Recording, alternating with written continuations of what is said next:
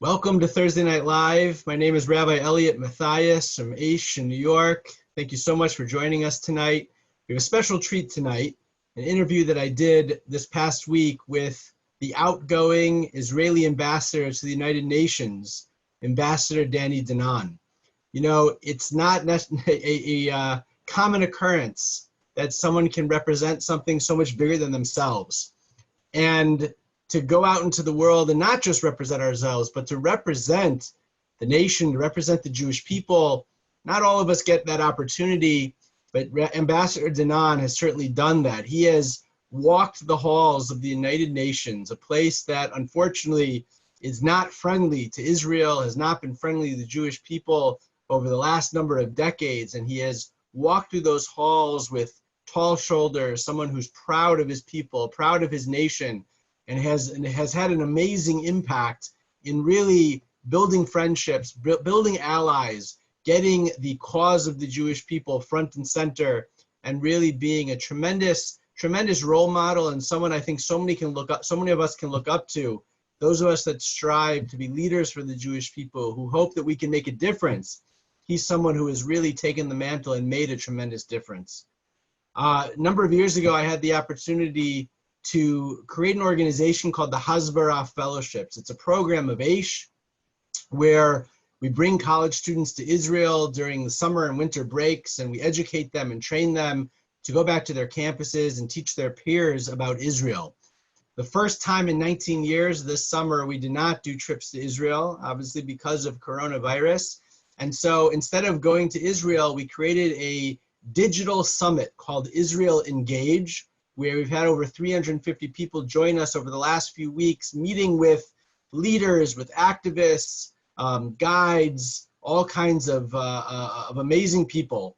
And so part of this Israel Engage this last week, I had the opportunity to sit down with Ambassador Danon, ask him some questions about being a leader, representing Israel in the United Nations, and as well as he's really finishing his term, what would be some advice that he would pass on to his successor. Enjoy. Thank you so much for joining us tonight. Enjoy the interview.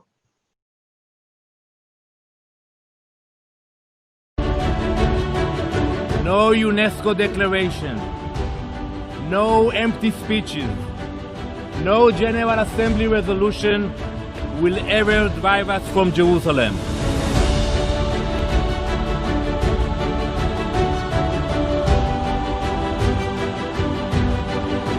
ולשופט גולדסטון אני בא ואומר, אנחנו לא מקבלים את הדוח הזה.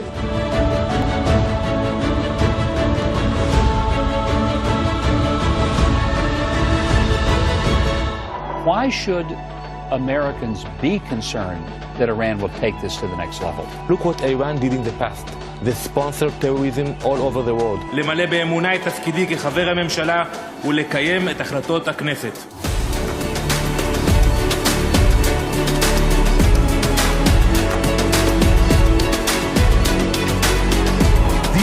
It's got to be one of the toughest arenas to defend Israel in, and the man currently taking on that challenge, Israeli ambassador to the UN, Danny Danon. Despite the rising voices of anti-Semitism, today the reality is different. Today we have the state of Israel. Use this opportunity to start direct negotiations. If President Abbas was serious about negotiating, he wouldn't be here in New York. He would be in Jerusalem. This is a deed to our land. In this aerial photo that we are revealing today for the first time, you can see the complete transformation of this village into a terror terminal.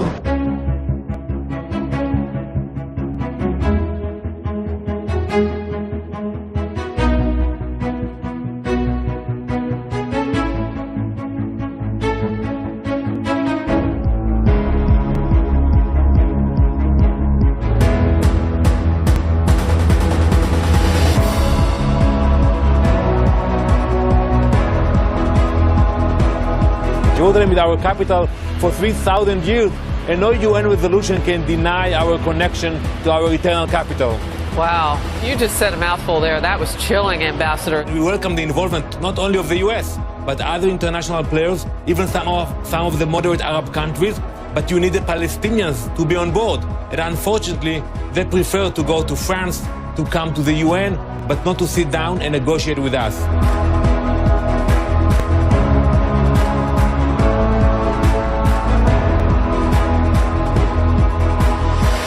תהילים. אדוני עוז לעמו ייתן.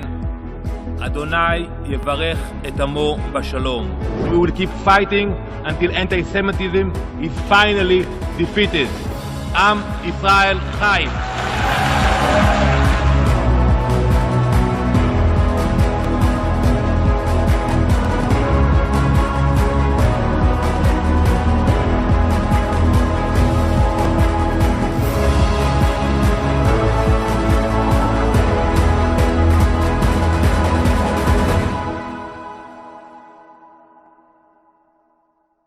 Please welcome to the stage Ambassador Danny Danon, the permanent representative of Israel to United Nations. Ambassador Danon, thank you so much for joining us today at Israel Engage.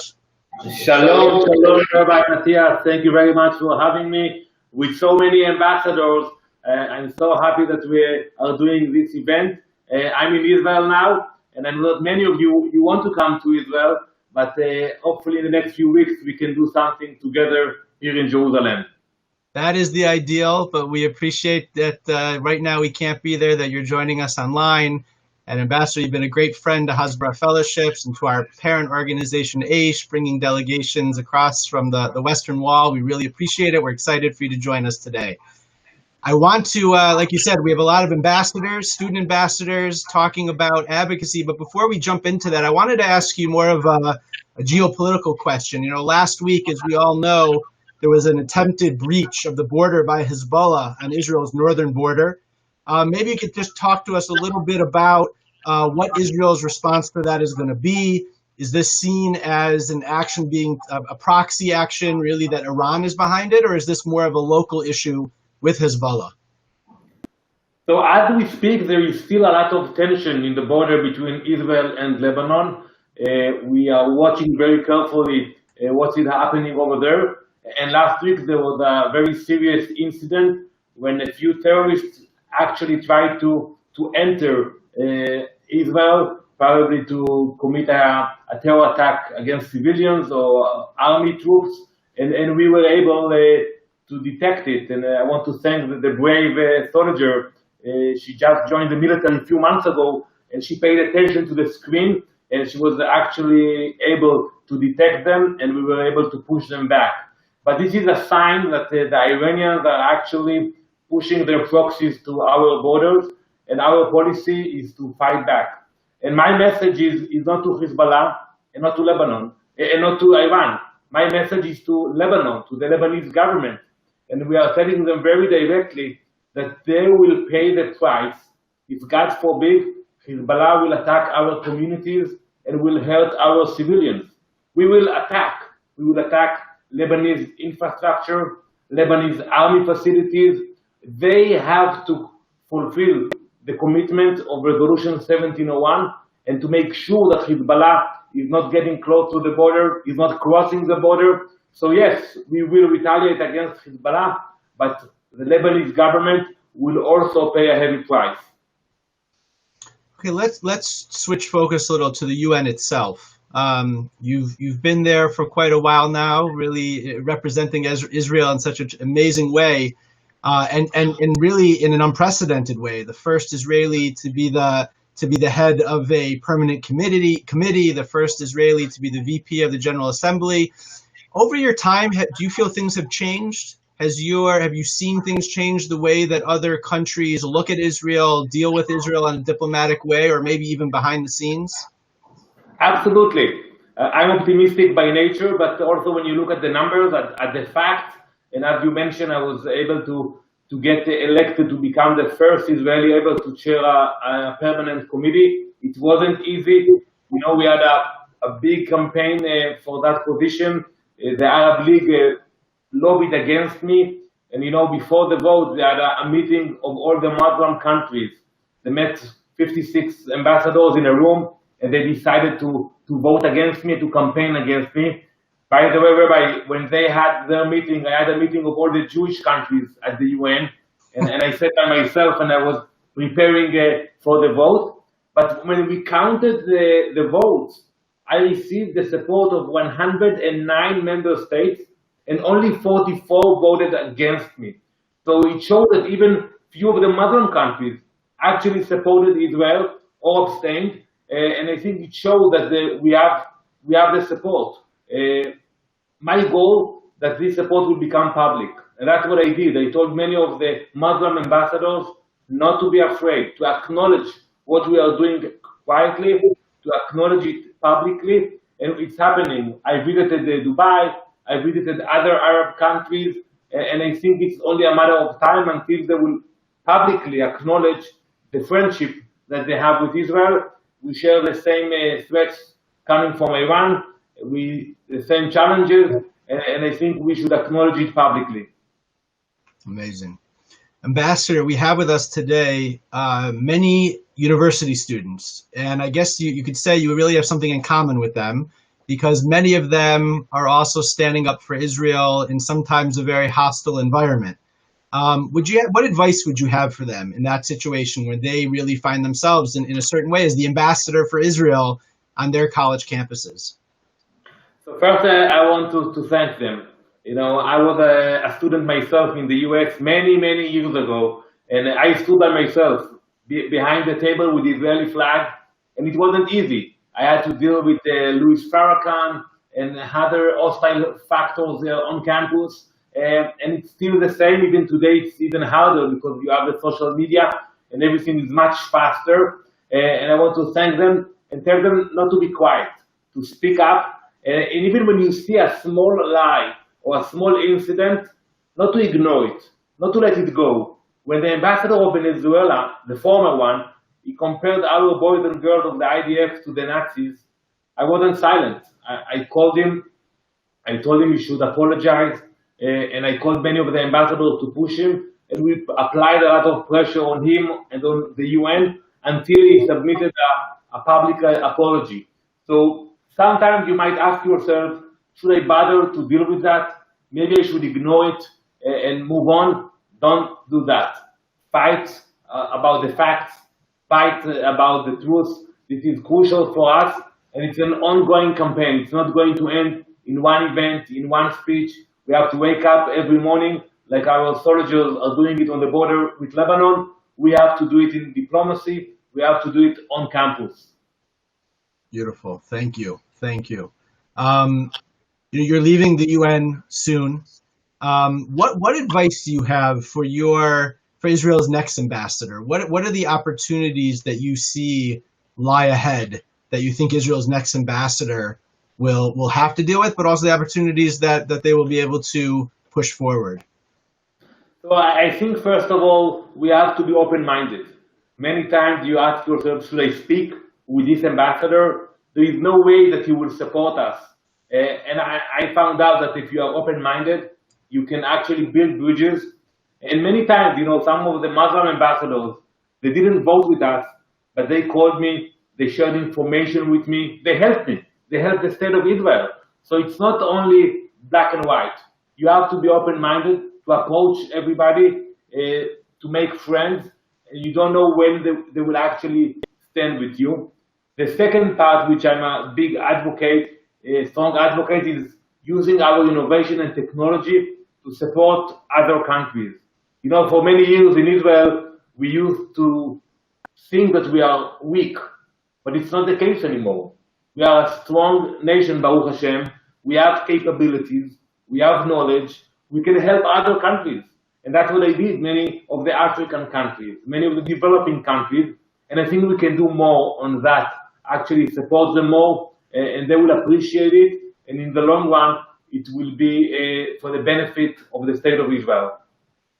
Okay, beautiful. Maybe just pulling back a little bit also now, talking a little bit about the political situation in Israel, or some of those issues, not necessarily the diplomacy, but one big topic we've heard about for a while is the idea of annexation, of Israel extending their sovereignty into Jewish communities in Judea and Samaria.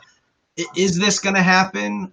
What are the circumstances that need to that need to take place for this to happen? And how do you see this affecting the Trump-led peace plan that was put out not too long ago?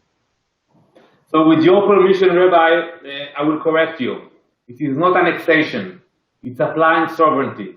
You cannot annex something that belongs to you. And when I spoke about it in the Security Council, I told my colleagues, we have rights to the land. We have biblical rights. You can read it in the Bible, whether you are Muslim, Christian, or Jew. We have historical rights, and we have rights according to international law. So I'm a strong advocate for applying sovereignty over the Jewish communities in Judea and Samaria. And we did it in the past. On the Golan Heights in 1981, Prime Minister Menachem Begin, he applied sovereignty. And by the way, everybody went against him, even the US. Back then it was President Reagan, which condemned Israel and punished Israel. And look what's happening today on the Golan Heights. It's a buffer between the radicals in Syria and the Galilee, a beautiful part of our country. So we did it also in Jerusalem. And I think we have a window that we don't know for how long it will be there. We have a window that we can actually come in and apply sovereignty today over the communities. I spoke about it with the Prime Minister. I spoke about it with my colleagues in the government, and I hope that they will find the courage to take the right decision. Much of the media in the United States especially has been very slanted against it. Like you said, really not painting it in the picture that you just did, which is this is really extending Israel's natural sovereignty to these areas. What have you found in the UN? Do other countries, do they care about this issue? Are they upset about it? Is it just sound bites? How has it affected over the last number of months your ability to work with other countries at the UN? So, frankly, most of the countries will not support it publicly. But I want to remind you, Rabbi, that 2 years ago, I was working together with Ambassador Nikki Haley about moving the U.S. Embassy from Tel Aviv to Jerusalem. And we were working and planning what will happen in the General Assembly, in the Security Council. And also there were a lot of threats, and many countries were against it. And I told her that, you know, in the future, in the history books, no one will remember the opposition in the UN. We will deal with that. But they will remember the historic decision of President Trump to move the embassy to Jerusalem. This is the same case today. Yes, the majority of the UN member states will be against it. They will probably condemn it. But in the long run, no one remembers the condemnation about the Golan Heights, about Jerusalem, and that will be the same case with the applying sovereignty in Judea and Samaria. Amazing. You mentioned Ambassador Haley. And we actually also have, speaking in Israel Engaged later this week, former Canadian Foreign Minister John Baird. Maybe you could talk a little bit about the importance of allies. Often finding, you know, you mentioned before having your own caucus of the Jewish countries. Maybe to talk a little bit about allies and again, with students on campuses, what can they learn from that? So first of all, we are not alone. We have to acknowledge that. We have a lot of friends. You mentioned Canada. I would add to that Australia, Germany, and for sure the US, our strongest ally in the US and outside in the UN and outside the UN. So we are grateful for our allies and friends. And also when you look at the numbers, today Israel, we have diplomatic relations with more than 160 countries. So we have great bilateral relations. But sometimes when it comes to the multilateral arena, to the UN, they will tell me, Danny, you know, we like you and we have great cooperation, but we cannot do that because of the group that we belong. And I told them I don't accept it. And that's what you should do on campus. Don't accept it. If somebody tells you, listen, Danny, I know that, you know, what they're saying about Israel is a lie, but because I belong to this fraternity or maybe to this group, I don't want to be involved, don't accept it. I demanded from them to stick to the facts, and actually I got them to be more involved with Israel. So reached out to our friends, to the Christians, friends of Israel, to people who care about innovation and technology. When people, you know, are talking now about boycotting Israel. So show them what it means to boycott Israel. You know, Rabbi, we are all praying for the vaccination of COVID to come out as soon as possible. I wish that it will come out from Israel. Just imagine what will do all those BDS supporters when they will actually have to decide whether to use the vaccine or not, because it was manufactured in a lab in Nes Ziona, in the center of Israel. So you have to engage with them, and don't let your friends to run away when you need them. If you have friends, demand that they will take actions. And many times I had these arguments with the leaders in the US, and I told them, you have to make the phone call now.